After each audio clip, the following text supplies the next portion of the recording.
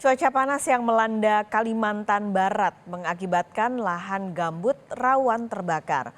Untuk mencegah terjadinya kebakaran hutan dan lahan, BPBD Kabupaten Ketapang melakukan pengecekan lokasi rawan serta sarana dan prasarana penunjang pemadaman api.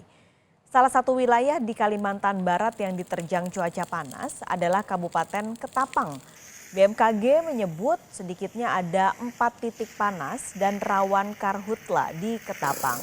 Untuk mengantisipasi terjadinya kebakaran hutan dan lahan, BPBD Ketapang mengecek lokasi rawan karhutla dan sarana prasarana pemadaman.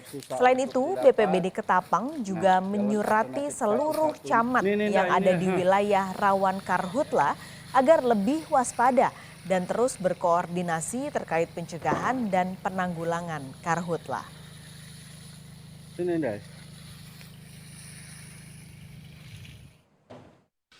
Dan sekarang saya berada di Desa Sungai Pelang atau di Trans Sungai Pelang. Wilayah ini merupakan wilayah zona merah karena sering terjadinya kebakaran di sini.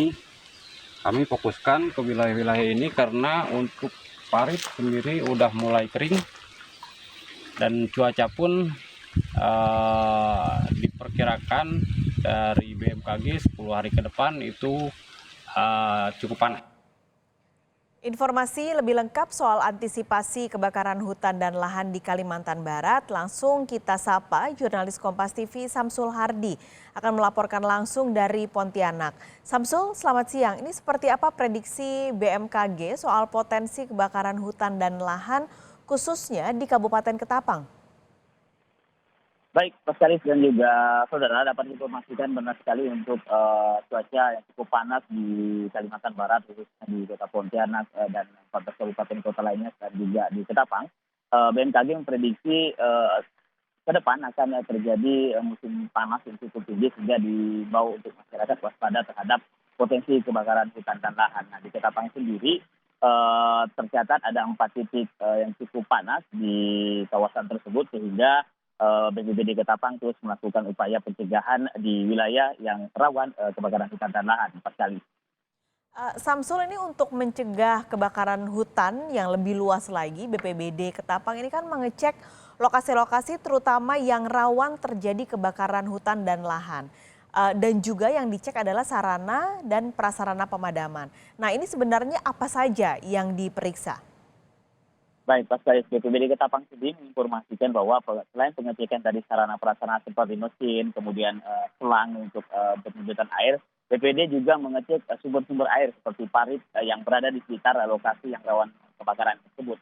Sehingga jika memang dilihat di situ ada kondisi kering, maka BPBD siap melakukan antisipasi dengan menyiapkan air melalui menggunakan tangki atau pemadaman-pemadaman yang bisa berada di titik kebakaran tersebut yang juga tidak jauh dengan sumber-sumber air lainnya sehingga bisa mengantisipasi hal tersebut. Tidak hanya itu, BPBD juga melakukan penyuratan kepada seluruh camat yang ada di lokasi yang titik rawan tersebut dengan mengimbau agar tidak melakukan pembakaran hutan dan lahan dan terus mengimbau kepada masyarakatnya dan juga saat ini sedang dilakukan pemasangan spanduk himbauan untuk apabila menemukan kebakaran hutan dan lahan untuk segera melapor kepada nomor yang telah tertera di spanduk yang telah disebar tersebut. Sekali.